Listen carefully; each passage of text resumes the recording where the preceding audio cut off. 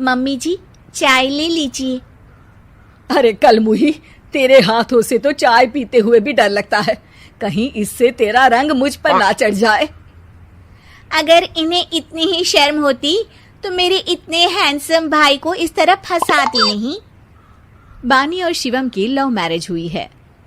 बानी के ससुराल में उसकी ननद और सास हैं, जिन्हें अपने गोरे रंग पर बहुत गुरूर होता है, जिस वजह से वो बानी को सिर्फ उसके सांवले रंग की वजह से नापसंद करती है और हमेशा उसे ताने सुनाती रहती हैं।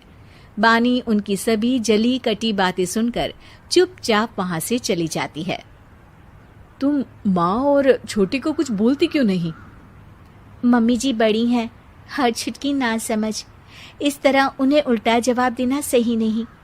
मेरी जिम्मेदारी उनकी सेवा करना है, जो मैं पूरे दिल से हमेशा करती रहूंगी। ऐसा बोलकर बानी रसोई में जाकर रात के खाने की तैयारी करने लगती है। रात को खाना खाते हुए बानी की सास उसे कहती है, कल मैंने अपनी फ्रेंड्स के साथ किटी पार्टी रखी है, समय से सारा खाना बना देना और अपना मनहूस चेहरा लेकर ज्यादा उनके सामने मत आना, समझी? माँ, बानी आप दोनों की कितनी परवाह करती है, फिर भी आप उससे इतना बुरा व्यवहार क्यों करती हैं? अरे एक तो लव मैरिज करके इस कलमुही को हमारे सर पर लाकर बिठा दिया और अब हम इसे कुछ बोल भी नहीं सकते क्या? भैया तो इनकी तरफदारी करेंगे ही, आखिर इन्होंने पूरी तरह उन्हें अपने वश में जो किया है। जिसे जो करना है करे, बस कल मेरा सारा काम समय पर हो जाना चाहिए। इस पर सब खाना खाकर सोने चले जाते हैं और अगले दिन बानी जल्दी उठकर सास की किटी पार्टी के लिए तैयारियां शुरू कर देती है, जिस पर पार्टी शुरू होने के बाद सास की सहेलियां कहती हैं, अरे वाह री, तेरी बहू ने तो बड़े स्वादिष्ट समोसे बनाए हैं। हाँ भाई, रंग कैसा भी हो, खाना बनाने में बिल्कुल अन्नपूर्णा है। अरे इसकी भी क्या बात करनी, मेरी बेटी से मिलो, इसकी सुंदरता के आगे तो उर्वशी रंभा भी फेल है। उर्वशी रंभा को तो फेल कर देगी, पर क्या अन्नपूर्णा बन पाएगी? अरे इसे काम करने की क्या जरूरत, उसके लिए बानी है तो, और मैं तो इसकी शादी भी किसी नौकर चाकर वाले घर में ही करूंगी। बानी वापस रसोई में चली जाती है और किटी पार्टी चलती रहती है। उसी रात को बानी की सास गुस्से में चिल्लाते हुए अपने कमरे से बाहर निकल कर आती है। हाय रे, चोरी हो गई, मेरे पैसे, पक्का पक्का इस कलमुही की वजह से हुआ है ये सब। अरे क्या हुआ माँ, कौन सा आसमान टूट गया? अरे आसमान तो उसी दिन टूट गया था जब तू इस कलमुही से शादी करके इसे घर में ले आया था। खुद तो आई ही, अपने साथ साथ मनहूसियत का काला साया भी मेरे घर ले आई। अरे हुआ क्या माँ? अरे मेरी तिजोरी में रखे पैसे कहीं गायब हो गए, सुबह ही देखा, अरे यहीं रखे थे। क्या आप मुझ पर चोरी का इल्जाम लगा रही हैं?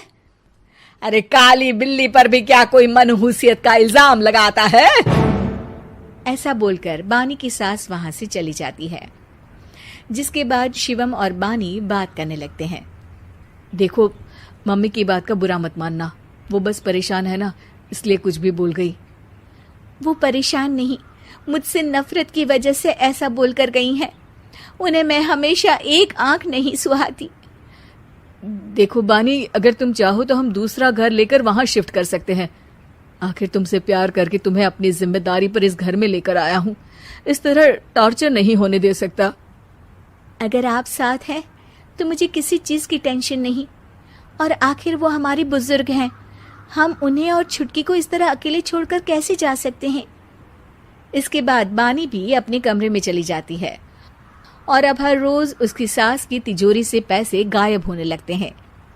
इसी तरह कुछ समय बीत जाता है और वो हर बार हर चीज का इल्जाम बानी पर लगाती है, पर बानी कभी कुछ भी नहीं बोलती। कलमुही नास पीटी, बहू को घर की लक्ष्मी बोलते हैं, ये तो पनौती बनकर आई है, पनौती। एक रात बानी की सास को आधी रात में प्यास लगती है, तो वो पानी पीने रसोई की तरफ जाती है। तभी उसे अपनी बेटी के कमरे में कुछ आवाज सुनाई देती है। हाँ हाँ, मैंने मम्मी की तिजोरी से हर रोज थोड़े थोड़े पैसे निकाल कर हम दोनों के लायक खूब पैसे इकट्ठे कर लिए हैं।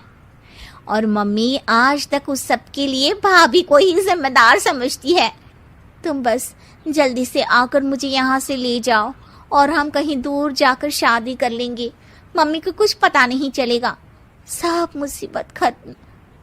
अपनी बेटी की ये सारी बातें सुनकर बानी की सास भौंचक की रह जाती है और अपने कमरे में वापस चली जाती है। जब अगली सुबह बानी सास के कमरे में आती है, मम्मी जी, क्या बात है, आज आप कमरे से बाहर ही नहीं आई? आपकी तबीयत तो ठीक है ना? क्या छुटकी कमरे से बाहर आई या तुम उसके कमरे में गई? नहीं नहीं, क्यों, जाना है क्या? मैं अभी चली जाती हूँ। नहीं, कोई कहीं नहीं जाएगा। इस पर वो बानी को साथ लेकर कमरे से बाहर आती है, जहाँ शिवम भी होता है।